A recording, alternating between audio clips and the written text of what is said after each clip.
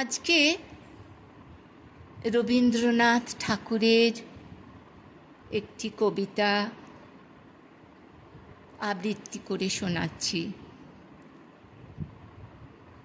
কবিতাটি খেয়া কাব্যগ্রন্থের অন্তর্গত। কবিতাটি ভালো লাগলে সাবস্ক্রাইব করবেন, লাইক দেবেন ও শেয়ার করবেন। কবিতার নাম কৃপণ। আমি ভিক্ষা করে ফিরতেছিলেম গ্রামের পথে পথে, তুমি তখন চলেছিলে তোমার স্বর্ণরথে।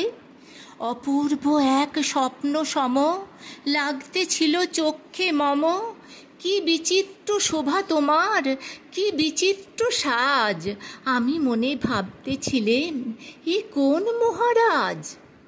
আজি শুভক্ষণে রাত পোহালো, ভেবেছিলেম তবে আজ আমারে দ্বারে দ্বারে ফিরতে নাহি হবে।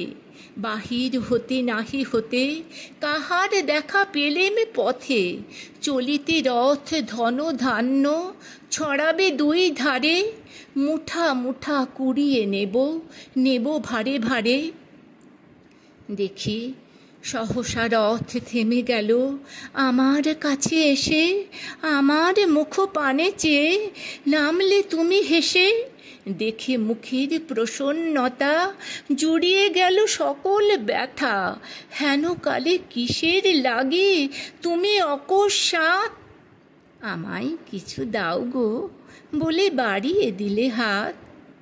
মোরে এ কি কথা রাজাধিরাজ, আমায় দাও গো কিছু।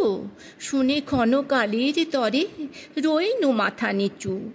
তোমার কি বা অভাব আছে ভিখারি ভিক্ষুকের কাছে। এ কেবল কৌতুকের বশে আমায় প্রবঞ্চনা।